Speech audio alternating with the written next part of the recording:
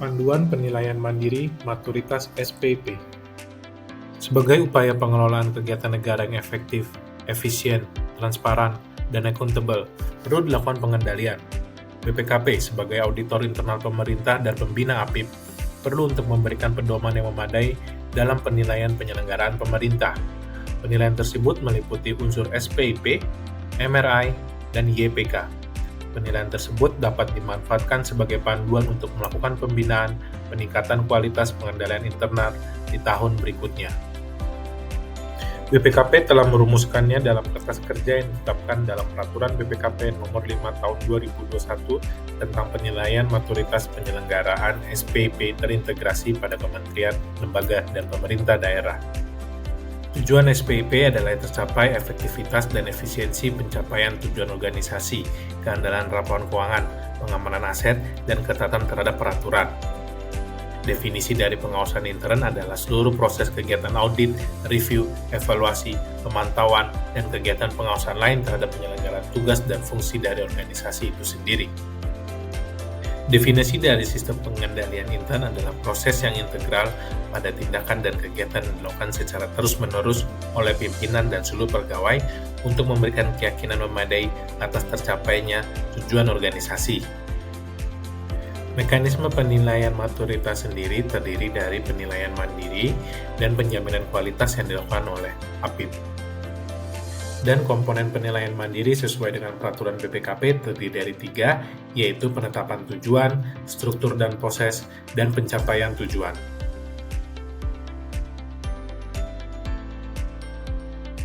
Kita mulai. Halaman daftar kertas kerja. Berisikan daftar isi terkait masing-masing pengisian yang perlu dilengkapi. Terdiri dari Kakalit SPP yang merupakan rangkuman informasi dari pengisian kertas kerja penilaian maturitas SPP. Di dalamnya terdiri dari 3 kakalit yang terbagi ke dalam tingkatan. Bagian pertama, kakalit 1, penetapan tujuan. Terdiri dalam 5 bagian kertas kerja yang berisikan penilaian atas sasaran Pemda, sasaran OPD, sasaran program, sasaran kegiatan, dan sasaran sub-kegiatan. Kakalit 2, tentang struktur dan proses.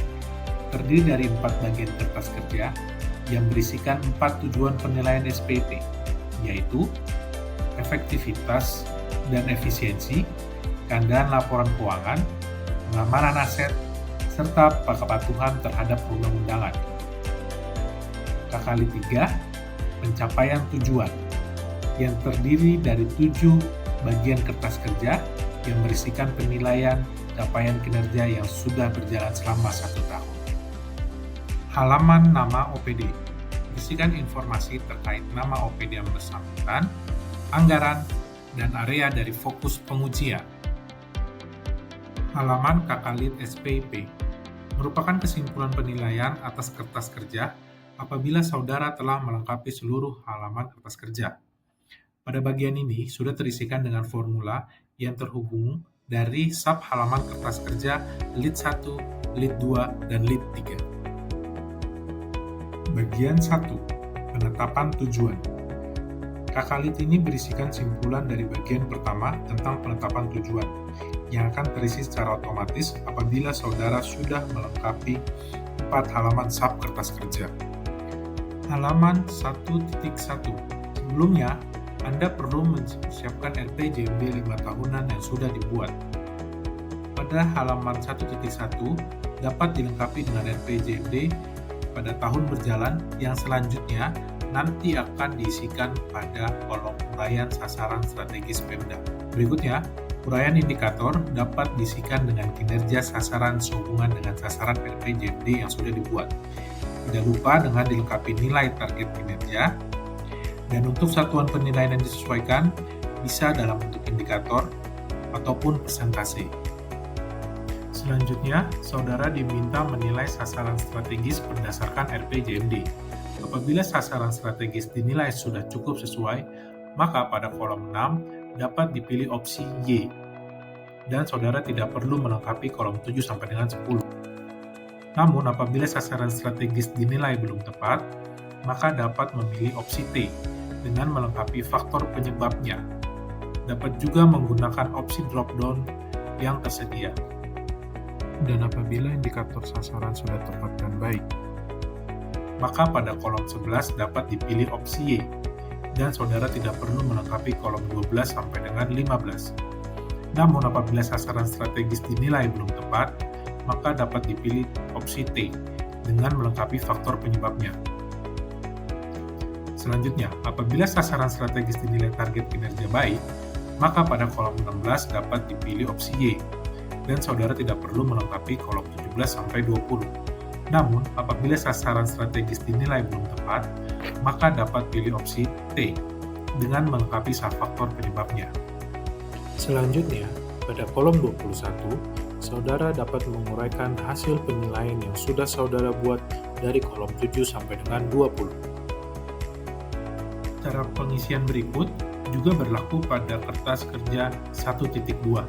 Namun, saudara perlu menambahkan sasaran strategis yang ditentukan oleh OPD sebagai bagian dari fokus penilaian.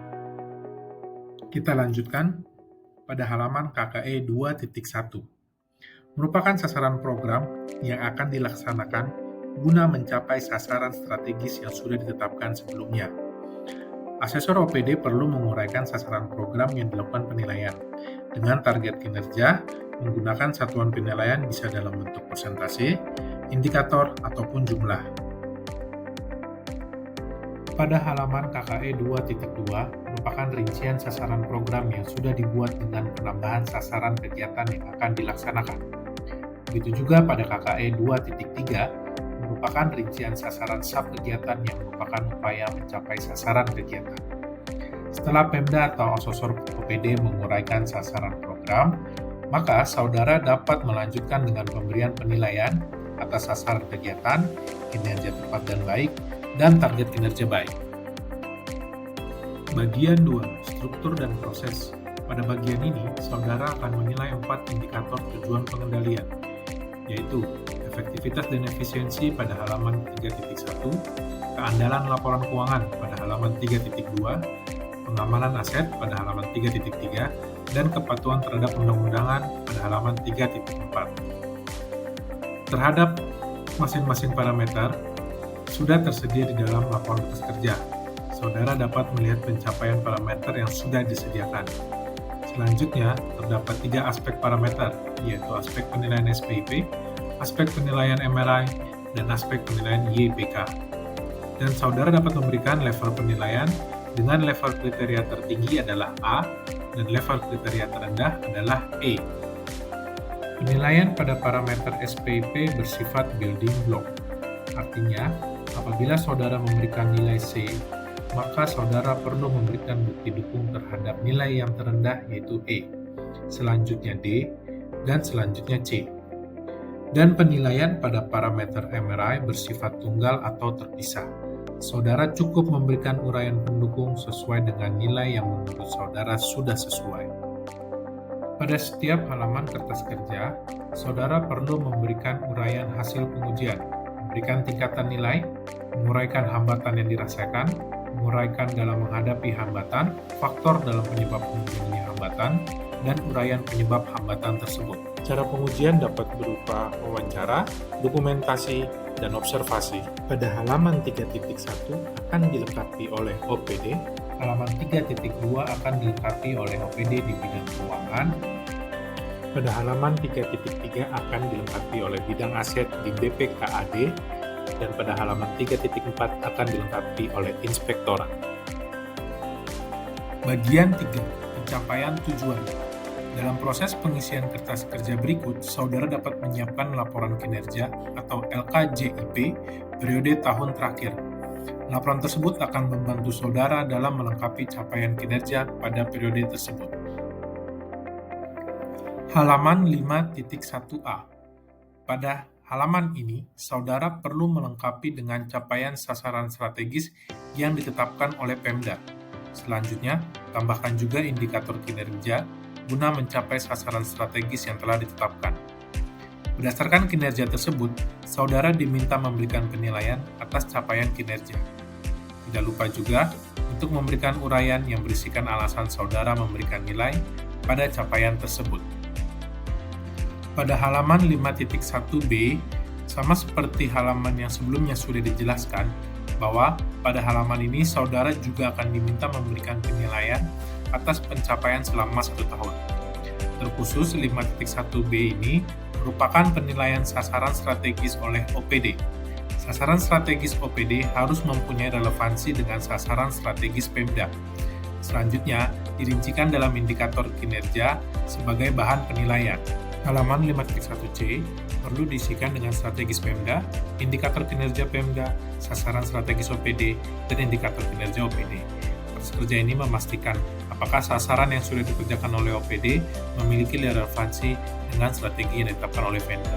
Halaman 5.2 berdasarkan sasaran strategis Pemda, sasaran strategis OPD, sasaran program OPD, perlu dilakukan penilaian berdasarkan output yang dicapai, dengan pembuktian yang dapat diuraikan di dalam uraian analisis hasil. Untuk mengisi halaman KK6, KK7, dan KK8, saudara perlu menyiapkan laporan hasil pemeriksaan yang dibuat oleh BPK atau Badan Pemeriksa Keuangan. Hal ini diperlukan sebagai alat bukti dukung dalam pengisian kertas kerja. Laporan BPK yang diperlukan adalah laporan 5 tahun terakhir. Berdasarkan laporan tersebut, dapat diuraikan temuan-temuan BPK ke dalam kertas kerja. Temuan yang dimaksud sehubungan dengan keandalan laporan keuangan pada halaman KK6, pengamanan aset negara pada KK7, ketatan pada peraturan undangan pada KK8.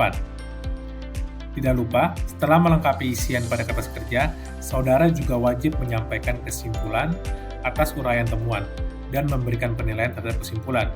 Kesimpulan dapat saudara temukan pada bagian bawah tabel.